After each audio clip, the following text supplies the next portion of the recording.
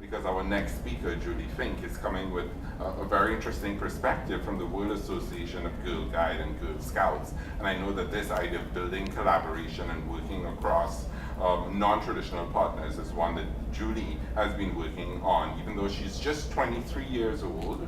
She's from Denmark. She's really excited to be in Cancun. This is her second time participating on a delegation for the World Association of Girl Guides and Girl Scouts. But she's been part of the Girl Guide movement for some 15 years. And in chatting with Julie yesterday, she reminded me, she said, you know, Roger Mark, you have to remember our Minister of Climate in the Environment, the Minister of Climate in Denmark is also our Minister of Gender Equality. So it was interesting to see that coming together. And one of the things that I really liked in my discussion with Julie is she said, you have to remember that women are agents of change. They are the ones to bring change to the communities. So we look forward to hearing Julie's stories and comments on how she's engaging young women. Julie? Thank you, and thanks for giving me the chance to speak here. I would like to start with a story. In 2006, I was volunteering in Zambia for half a year. I worked in a school for vulnerable girls from the streets of Lusaka, that's the capital of Zambia. These girls were orphans, and they had no chance to get to school and no one to look after them. Often they had to take care of all of their siblings, and they were working hard to get food for the whole family. Some of them even had to sell their body. Because of their position in the society, they were all very likely to get pregnant and infected by HIV in an early age. The girls stayed in the school a year, and while they were there, they were, among other things, educated on the issue of AIDS and other sexually transmitted diseases.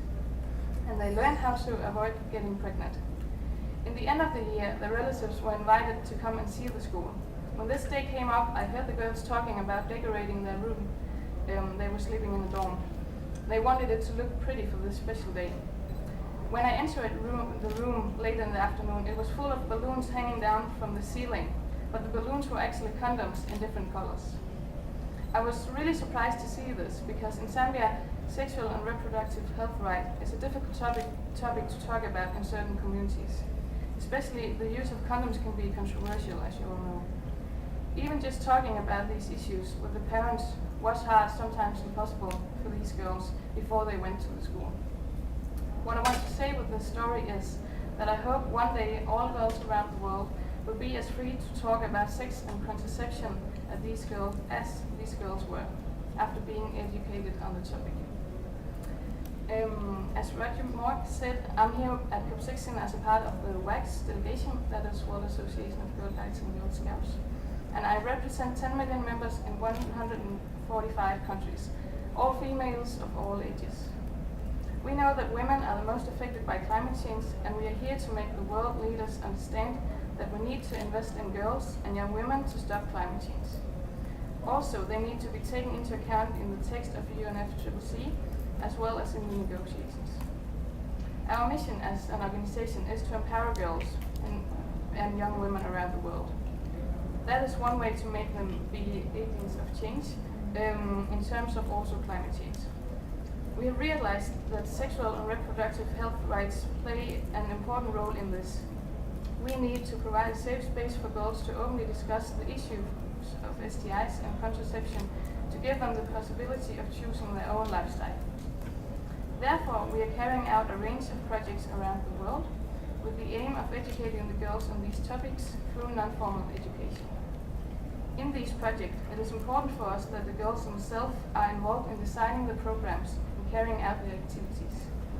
In this way, they can act as role models to their peers.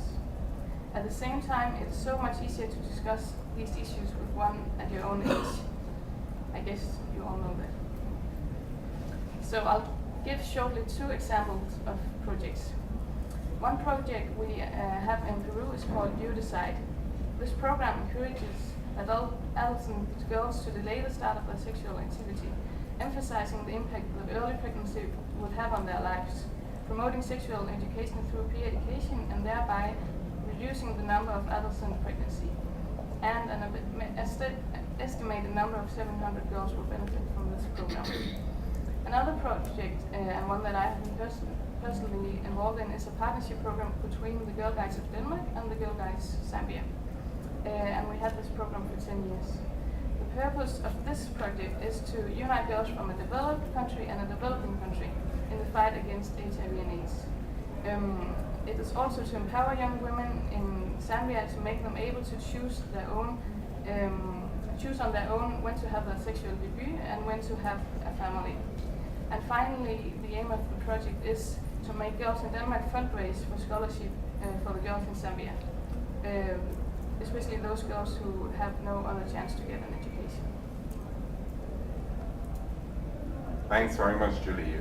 Lots of great stories, particularly like the story of the use of condoms as balloons. And I have 2 teenage boys, and I'm trying to make sure that they use condoms not just as balloons, but for other purposes. So we always hope we're successful in these endeavors. Julie, I was particularly struck by your mentioning of the collaboration between the Girl Guides in Denmark and Zambia. And I wondered whether you could offer any reflections on ways and differences between how you think girls in developed countries and girls in developing countries look at the linkages between this issue, gender, women's empowerment, sexuality, and climate change. Are you seeing any differences in your communication, in your programs, in how those both sets of girls are looking at these issues? Or do you find that as youth, as young people, you all just have a common understanding and feel encouraged and mobilized and immediately understand these linkages? What do you think? Actually, speaking about Denmark, I think there's a lot of people who don't see this link between gender equality and climate change. And I think we have to keep talking about this topic to make people understand that the link is there and that it's important. I think the youth in Zambia, they are more aware of this connection because they feel it on their own bodies. Yeah.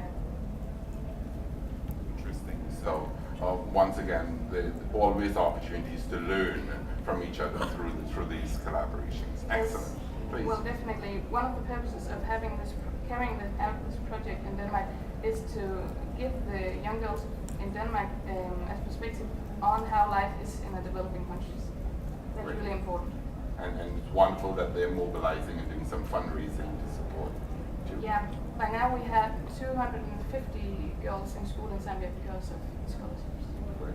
Wow. Congratulations. Thank you. So sort of thinking